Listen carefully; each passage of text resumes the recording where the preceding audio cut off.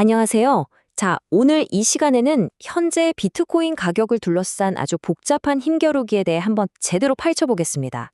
지정학적 충격이라는 거대한 파도와 시장 내부의 단단한 펀더멘털 사이에서 비트코인은 지금 어디로 가고 있는 걸까요? 지금부터 자세히 들여다보겠습니다. 네, 바로 이 질문.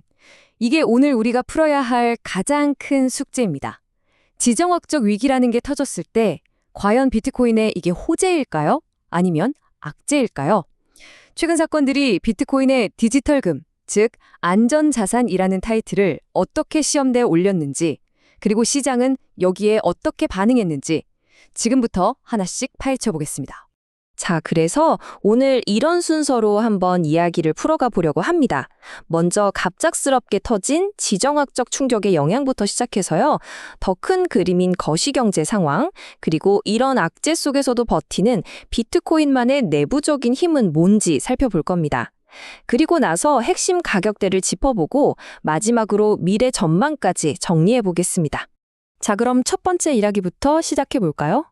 최근 시장을 아주 그냥 뒤흔들어 놨던 특정 사건이죠. 바로 호르무즈 해협 봉쇄 발표에 대해서 알아보겠습니다.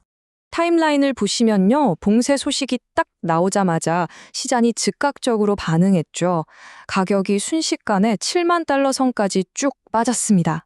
그런데 진짜 이야기는 바로 그 다음이에요. 불과 하루 만에 언제 그랬냐는 듯이 하락분의 대부분을 회복해버리는 이 엄청난 회복력.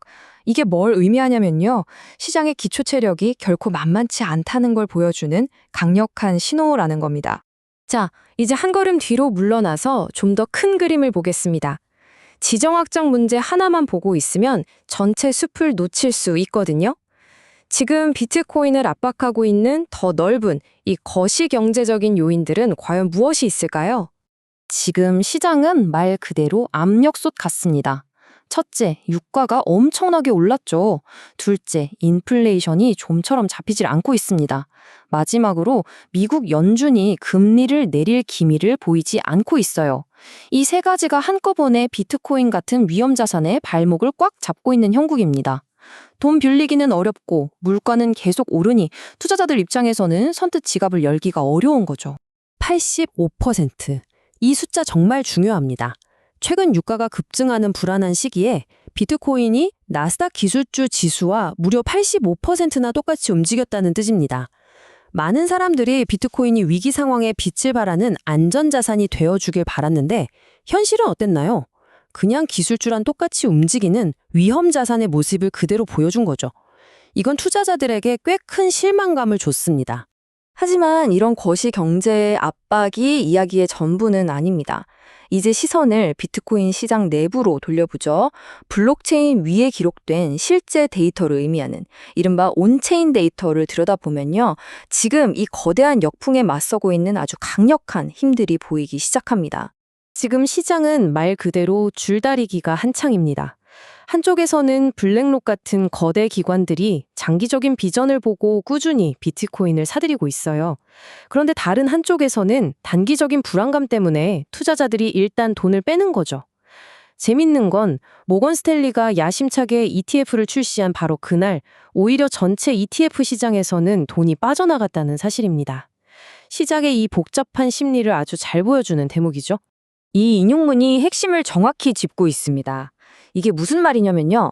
사람들이 겁먹고 비트코인을 내다 파는 게 아니라는 겁니다. 오히려 가격이 흔들릴 때도 이 정도면 괜찮지? 하면서 자기 개인 지갑으로 쑥쑥 옮겨서 장기 보유하려는 움직임이 훨씬 강하다는 거죠. 실제로 거래소로 들어오는 비트코인 물량이 6년 만에 최저치라는 데이터가 이걸 확실하게 뒷받침해 줍니다. 자, 그리고 이 숫자 60억 달러. 우리 돈으로 8조 원이 넘는 정말 어마어마한 돈이죠. 이게 뭐냐면요. 현재 가격 바로 위쪽에 비트코인 가격이 떨어질 것이다 에 베팅한 숏 포지션들이 이만큼이나 쌓여 있다는 뜻입니다. 그런데 이게 하락 세력이 엄청나게 강하다는 뜻이 아니에요. 오히려 그 반대일 수 있습니다. 이걸 전문가들은 구조적 취약성이라고 부르는데요. 저는 이걸 꾹 눌러놓은 용수철 같다고 봅니다.